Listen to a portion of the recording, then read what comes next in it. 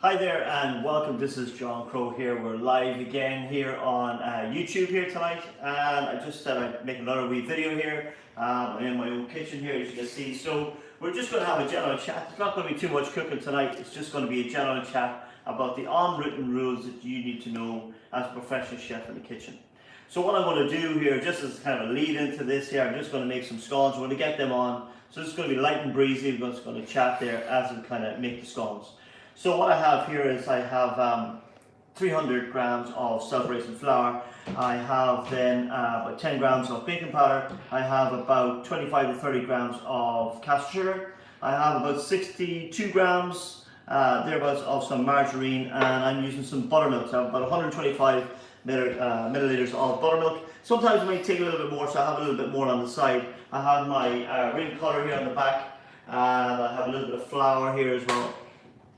And that's just a little trick when we go to cut them out.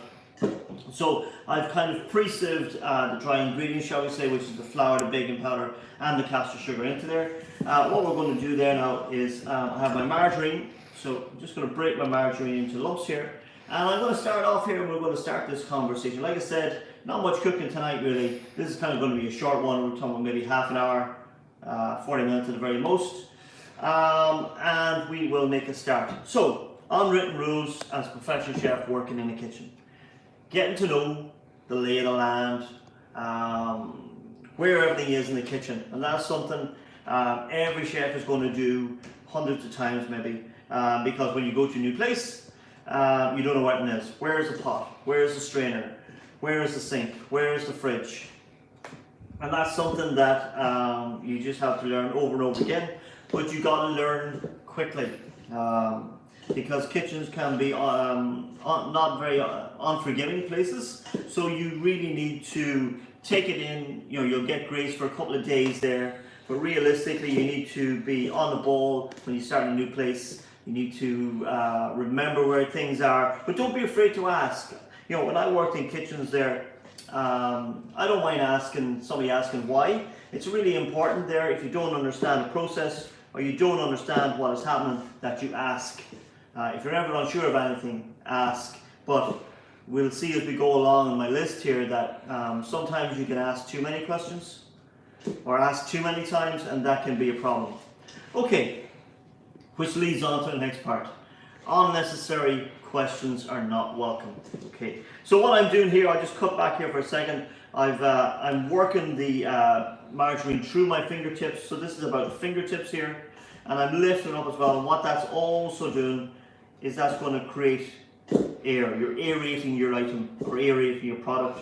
In this instance, obviously, is your scone mix. Okay. I also sieved all my dry ingredients, like I said, and that would aerate the ingredients as well. And also, if there was any foreign objects in there, as we would call them, then they would be found and discarded. Okay, so you can see there. So what I'm looking for here is I'm going to be looking for a bread crumb, really.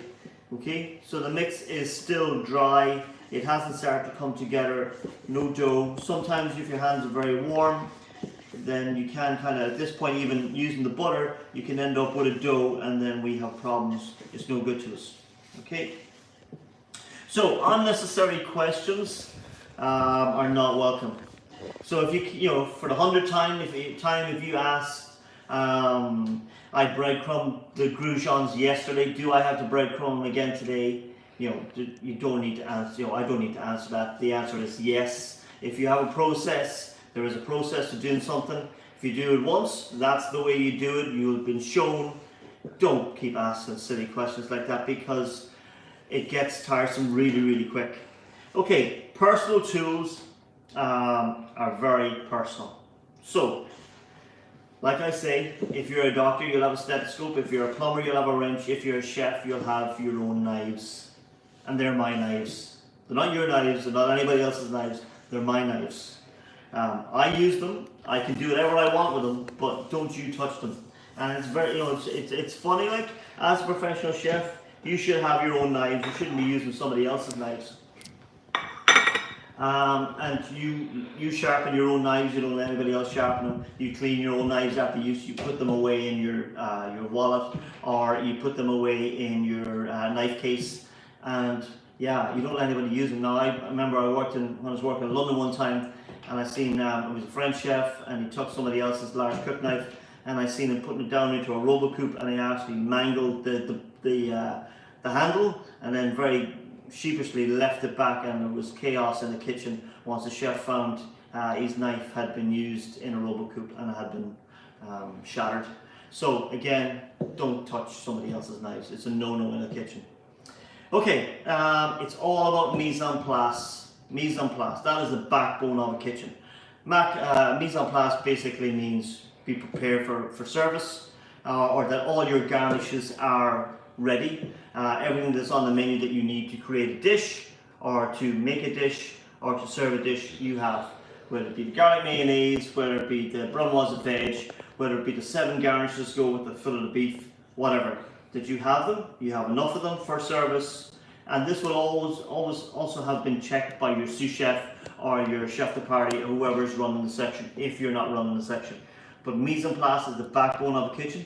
I always say if your mise en place is done, you'll never be in trouble during service. But if your mise en place isn't done and you run out of something during service, then you may be prepared to meet the wrath of the head chef or whoever in charge of that section or whoever is above you. Yeah, preparation is key. Prepare to fail, or what is that? I can't remember that saying. But basically, if you don't prepare for something, then you're setting yourself up to fail. So mise en place is king. Clean as you go. Now, I would have talked about this when I did my last live stream when I was doing kind of the tips and secrets there. Check it out as well there for Christmas. I was doing all the Christmas prep. But as you've seen, if you watched that video, and I do encourage you to check it out there, that I kept my area clean and tidy. It's just like I am here now. I've got everything that I need in order to create the dish. I've got my flour, I've got my cutter, I've got a little spatula, I've got my liquid here, I've got my milk here for glazing.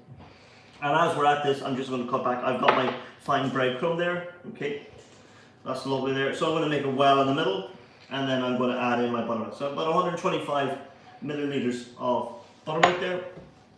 Now generally I would use my hand, but I'm trying to keep my hands a little bit clean here because I'm chalking away here tonight. So I'm just going to pop that in there. Now we don't want to overwork the dough. There we go. So now sometimes it's funny, like you may need a little bit extra. I believe now I'm going to need a little bit extra here. So what I'm going to do is I'm just going to add another little bit of buttermilk into this.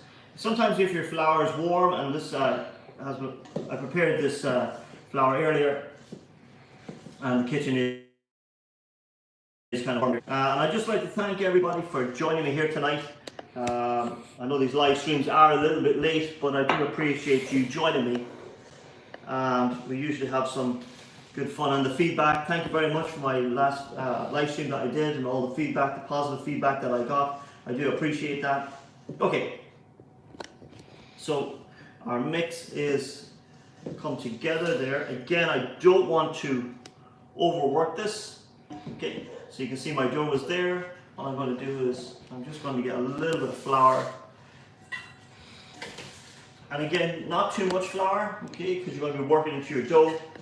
And we're going to just bring our dough out, there like that.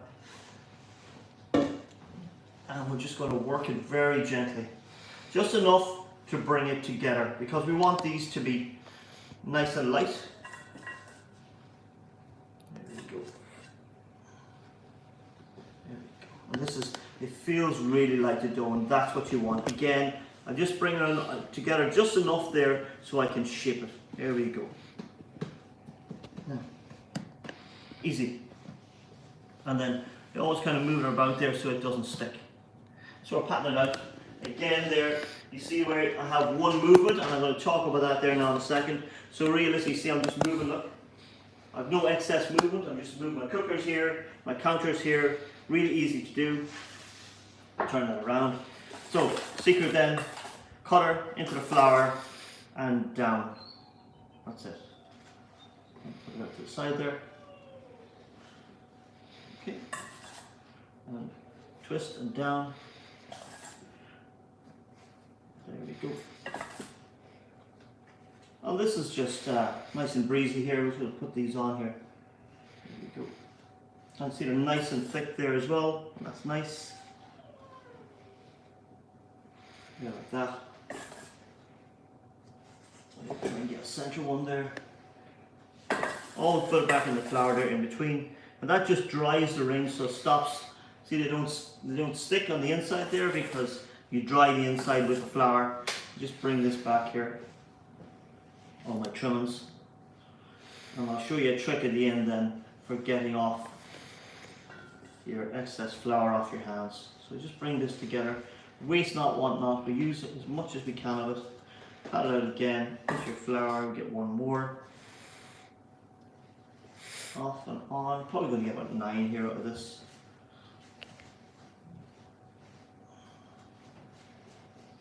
Okay, so I think where I was now in my list. Clean as you go. Yeah, really important. Always work from something to something. Clean down as you go. And that's what I'm going to do right now.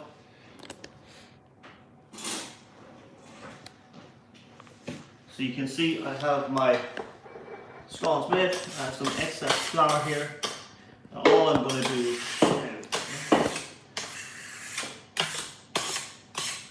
flour goes in there. That goes in there. Take that out of the way.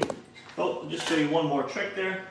So I want to get the excess dough off my hands. Just rub some flour. There you go. So use the flour there to get the dough off your hands. And believe it or not, see this, all that excess there that I just kind of scraped into my bowl. A little trick when I worked in France. What we used to do is we would have, at the end of the day, there's little bits of dough and stuff in that. What we would have done is we would have sieved all that out, and we would have had perfectly good flour. Got rid of all the little bits and pieces, and then if you think of it over the course of a year, that could be like 25-30 kg of flour that you would have saved. And even if you used it to make staff bread or something like that, then it wasn't wasted. So clean as you go. You can see what I've done. When I just pop in a little bit of, there you go, just a little bit of milk on one of these, just to make them glaze them. Again, you don't want to overwork these dough this dough here, because you want it to be nice and light. You don't want them to be heavy. I'm just patting these with a little bit of milk. You could use egg wash as well. Milk is fine. There we go. It's done. And there we have some beautiful scones ready that we're going to put in the oven. So again here, just in my oven, pop it in like that. We're going to give them about 15 minutes. And there we go. How easy was that? So continue on, clean as you go. You can see my area now is perfectly clean, and that's the way you want it. You always work from something, so if I have some carrots here and I'm peeling them here, and I have another bowl once to go into then once they are peeled, topped and tailed, ready for preparation, whether I'm going to cut them for jardiniere, or I'm going to cut them for brunoise, or whatever the process is. Clean as you go. Nobody likes an untidy chef. But you can see some chefs then when they're in training, then they'll work on this bench, they'll make a mess, they'll move to the next bench, they'll make a mess, they'll move from that bench, and it really will rub on the other chefs in the kitchen. And it won't be too long before they tell you, to clean up your act, okay? Because obviously, kitchens are really busy places. They don't have time there to clean up after you. If you make a mess, you clean up the mess. So really important, clean as you go. Okay, next point. Wasted movement wears thin on everybody. Wasted movement. What do I mean by wasted movement? Exactly what I talked about there a little bit earlier. Wasted movement. I have 2 movements here today. That's it. From here to here. From here to the oven. That's it. That's the only movement. Again, then if you're working a really busy kitchen, your counter will be here, your refrigeration will be underneath, all your garnishes. So you'll be working on your bench, and then you'll be cooking at your stove here. And that's about as much movement as you will need. You're not going to have time to be running to fridges down the back, running here, there, and everything. Everything you need should be on your section. That ties in then what I spoke about already, mise en place. You shouldn't have to leave your station during service. Okay? It's a no-no, because obviously there's orders coming in. You need to be able to speak to the chef. You need to be able to prepare the food, have it ready on time. and that's so that the whole orchestra, if we want to call it that, that happens in the kitchen during service, everybody plays a part, and everybody, every action matters. Okay, so you're part of a team, and that's the way you work. So yeah, let them know where you are. That's a really, really, really important one. When you're in the kitchen, you're not really going to have time for please and thank you. But what you do need to do, you need to be aware of your surroundings, be aware of who's around you, be aware of where you are in that kitchen. And if you're moving with something hot, you need to tell people. Something as simple as backs, B-A-C-K-S, backs. That lets everybody else know that you're moving with something hot and they're not to move. If they move, that's their problem, but backs just lets everybody else in the kitchen know, I'm moving with something hot, please be careful. I'm either coming from an oven, or I could be moving with hot fat, hot liquid, and that if you move while I'm moving behind you with this item, then you could get hurt, and obviously we don't want that.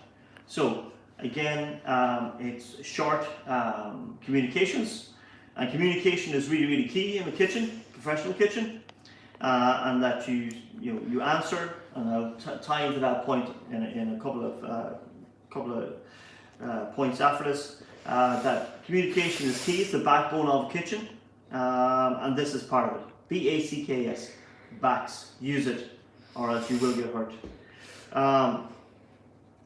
Know your ingredients. Now, whether it be that you know everything that's on your mise en place list, and you know what the quality points of it should be, you know what's in season, you know what's good, you know what's bad. Obviously, you're going to have a 3-day shelf life in a good kitchen, and your prep will always be revolving around those 3 days. You're going to have your day dot system, you're going to have your HACCP system. Now, I'm going off on a tangent a little bit, don't want to do that. But it's really, really important there that you know your ingredients, because obviously you may be signing in ingredients as well, or orders that are coming in. If you're chef de partie or one of the sous chefs and stuff like that. So you need to know what's good, what's bad, you need to know the quality points and everything else that is entailed with that. So know your ingredients, know your different herbs, know what they smell like, know what they taste like, know what's good, know what's bad. And again, I would hark back to one of the first things I said when I started this tonight: if you don't know, ask. Okay, really, really important. If you don't know, ask. Okay. Know your cooking methods and your processes. Okay, that comes into when you are designing menus and stuff like that as well, into menu development. I don't want to go too far into menu development because that's a whole video on itself. But what I would say is that cooking methods, that you know what is braising, what is stewing, what are the differences, what is the saute, what is the pot roast, what is the blanch, what is the steam, what is the bake, what is the deep fry, and what those effects will have on the item. Again, then that will tie into your produce or your ingredients, and you're not going to deep fry a fillet of beef. You're not going to deep fry a foie gras. Generally, you're not going to braise a piece of sirloin. Okay, so you need to know what all the cuts are in the different animals and what their various uses are. Are they first class, or are they roasting joint? Are they for stews, or are they for braising? And again, this is a learning curve. You're going to be learning all your life. I'm going to tie into this point again a little bit down the road here, but it's really important there that you take the time to study this craft, and that's what it is. Cooking is a craft. You are going to be a student of it all your life. Unfortunately, there's no quick way to success and knowledge. It is experience, and then everywhere you go, you will gain experience and knowledge, and that's what you need to be. You need to be like a sponge in this industry if you want to develop as a chef and develop your own personality and your own style. But know your ingredients, know your cooking methods and the processes, and you will learn that when you go to culinary college. Okay, and it's really important that you do go there, and I do support people going to college and learning the craft, getting their papers, learning the basics, and the basics are the fundamentals to this industry as well, and to you cooking as a chef. Prioritize your work. Okay, That's something really important. Chefs live by a thing called a mise en place list. And I talked about mise en place a little bit earlier. So that is basically a list of all the work that has to be done on this section or in the kitchen. Generally you'll be working on a section, so it's all the work that has to be prepped, that has to be done on that section. So again, obviously, as a chef you have to multitask, okay? You'll have 3 or 4 pots, and again, if you watched my live link there, my Christmas one, again, I do encourage you to go back and watch it there. I had about 4 or 5 different things going on at any one time, and it's all about timings. It's all about, again, knowing your ingredients, know how they cook, know how long they take, and that only comes with experience. Prioritize your work. Can I be putting on my potatoes that I'm going to be mashing? Can I also be blanching veg? Or could I be peeling onions or peeling shallots? Or how many jobs can I be doing at the one time? Could I be boiling some eggs? The list is endless here regards prep. But prioritizing your work, knowing how long things take, being able to filter in other jobs in around the main job that you're doing is really, really important, because otherwise it's like something I used to see when I worked in London. It's something slightly different, but I'll talk about. And you go to a pub and you see the barman. I kind of found when I was in London, you order a pint in a pub with a barman and you just take one order. Whereas I kind of say if you go to a country Irish pub, that barman will have 5 or 6 orders on his head at any one time. And it's the same as you as a chef. You need to be able to be doing 4 or 5, 6 different jobs at the one time, as well as the main job you're working on. And that's really, really important. And that's going to lead on, I think, to another point a little bit further again. Respect everybody's space. Yeah, okay, so I've worked in kitchens, like small kitchens, and if you popped your head up and you looked around, at any one time, there could be 26 chefs working in that space. And they were like beside each other. Okay? But don't invade somebody's space. Give them the space that they need, because you will be told in no uncertain terms to move on, shall we say. But yeah, respect everybody's space. Respect people in the kitchen, okay? Because this is built on respect. And I think it's really important there that we treat everybody with dignity and respect, because it is a very stressful place, the kitchen, and you have to be careful there that we are a team at the end of the day. Work fast, but don't sacrifice quality. There you go. And that's some speed. That, whether it be chopping veg, whether it be preparing methods, whether again those 5 or 6 jobs that you're interlooping and working on at the one time. I think it's really important there that you work fast. Yes, very important that you work and get the prep done or the work done as quickly as possible, but quality doesn't suffer. Okay, there's only one way to do something, and that's the right way. There's no other way. There's no fast way, there's no cowboy tricks, whatever you want to call it. There's a way, and you would have been shown a process, and what the result is at the end of that process. You follow that process. If you don't follow the process, then yes, you'll get it done, but it won't be done to the spec or the standard that you've been asked for, and the only place it's probably going to go is the bin. And then you're going to do the job all over again, as well as other jobs. Now, you do have people sometimes in kitchens that have a little bit of tendency to just hang back and take their time and just go slow, and whether they want to be awkward or whatever like that in the kitchen, and that doesn't really work. What I used to do, I had a really good tip there for people that didn't really want to engage and didn't want to do the work. So I would give you a mise en place list, and then I would write a time beside each job. Okay, so I know how long the job took. And what I would do then is I would give you a first job, I'll put on my timer, and then once that time was up, whether you were finished or not, I would say stop, go on to your next job. And I would do that right through your list, and then when it was time when you were supposed to be going home, I would tell you to come back now and finish your list of jobs that you never finished. So instead of going home when you were supposed to, you could have a couple of extra hours onto your time just because you didn't do it quick enough. And that is a good motivator, I found, then for people to do them when they were supposed to. Okay, learn a chain of command. Now we're talking about the traditional hierarchy of chefs. It's basically a French culinary brigade back to probably the 1880s, and it's still in place there today. And you have your head chef, your executive chef, or your chef patron. You have your sous chefs, you may have senior sous, junior sous, chef de parties, and then your demi chefs, and everything else in your commies down on first, second, third year commie, things like that. And that's really important, and that you need to know who is who within that chain, who you report to, who you're responsible to, and if you have issues, questions, or anything in between there, that you know who to go to for the different issues that you may have. Now the smell that I'm getting here is absolutely amazing here from my scones. I'm going to take a little sneaky peek. They're nearly there. What I am going to do here is I'm just going to churn them. Because I have a fan oven, I'm going to just pop them here. Yeah, I'll give them another maybe 2 minutes there. I have a fan oven there as well, so it may take just to have even cooking there, I'm just churning them in the oven there.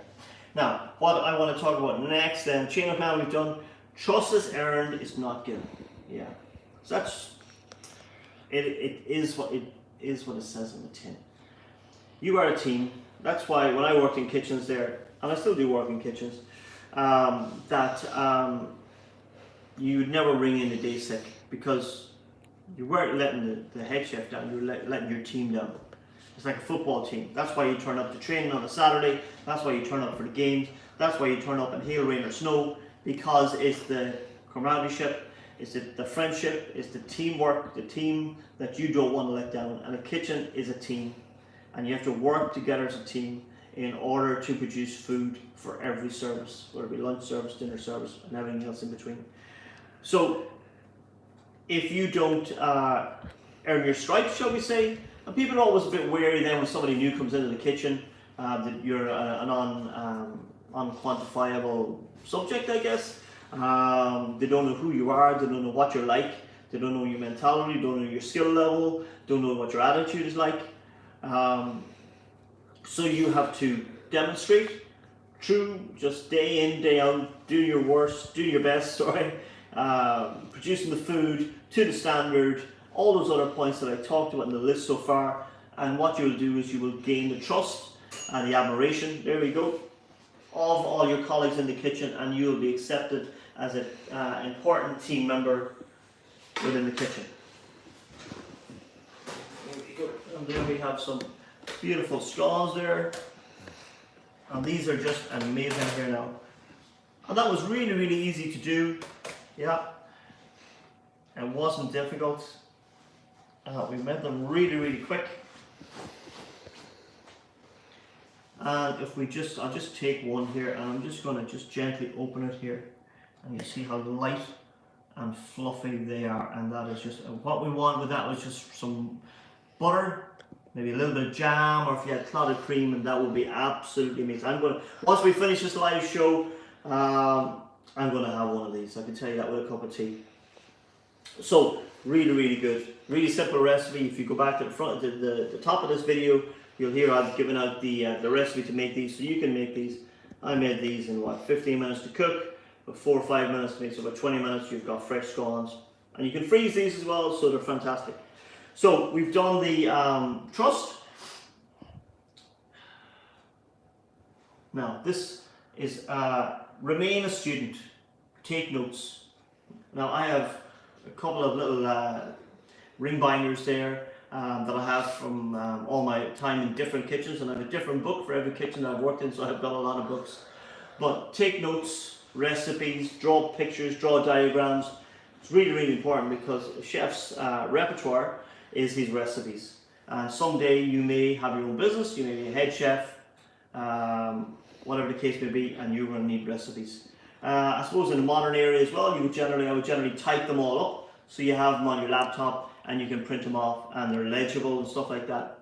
But that's really important. But I think it's always good in a kitchen to take notes, because you're not going to have time really to be taking out your phone and texting on your phone or making notes on your phone. So if you have a book and a good old-fashioned pen and a book, you can't go far wrong. And again, the thing I love about this industry is no 2 days are ever the same. Every day is a learning day, and you learn from everybody else. And it's about the sharing of ideas, the sharing of the skills, the sharing of the knowledge, and that's what's so infectious for me about this industry. It's really, really good.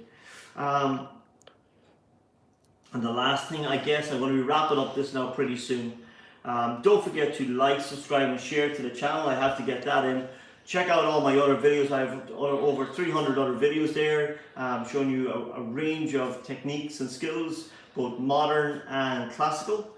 And I invite you to peruse over those when you get a chance. Remember there, I am going to be starting to do a lot more of these maybe live segments as well. And I encourage you to leave some comments below. If you have questions there, I'd be more than happy to answer them for you. Again, then, this is something, it's a little bit of fun here, light-hearted. I made a couple of scones, we're just having a chat here in the kitchen. It's easy to do, it's not difficult. But every place does things differently. So every kitchen is about ties into the first point that I started with tonight. Yeah, every kitchen you go to, the layout will be different. Everywhere you go, they will do something slightly different. So what I would normally say to people is, let's say we take something like a rushti. Okay, rushti is like a potato cake. I have a beautiful video for that, and I encourage you to check it out. If you work in this kitchen and you know how to make your rushti, next time you go to another kitchen or a new kitchen, they may make rushtis, but they may do them slightly differently. So to show you have a little bit of knowledge that you don't know what a rushti is, you can say, okay, you want me to make rushtis? Well, this is how I make rushtis, and you explain how you make rushtis. Is that the way you want me to do them? What you're doing there is you're doing two things. You're telling the guy or the chef, I know how to make rushtis, but I want you to verify that that's the way you want me to make your rushtis. And if it's the same, great. If it's slightly different, that's okay too. And they will just tell you, listen, we do a slightly different variation here, and then you can carry on and do that. And that's really, really important there, that you don't just take it for granted that because you know how to do something in the last place you work, that is going to be exactly the same in this place. It may or generally will be different. And I guess that's my list of kitchen unwritten rules here tonight. I'd like to thank everybody for watching. Again, I'm trying to grow this channel. I need your help. I need your support. So I encourage you to like, subscribe and share to the channel. Share to all your friends. Get them involved. This is a family. This is a community there that we're going to grow here. I want you to be involved. Again, Pro Chef Academy. My name is John Crow. I'd like to thank you for watching there now tonight. And we'll see you very soon again. And it's Happy New Year to everybody. And tell me if you, again, I'd like you to share in the comments there as well. Tell me if you liked the live stream, what you liked about it, and if there's any more that you'd like me to do. If you'd like me to do some more cooking ones, then obviously that will be coming down the line. But for now, I'm going to say good night. Again, thank you for watching, and we'll speak to you very soon again. Bye for now.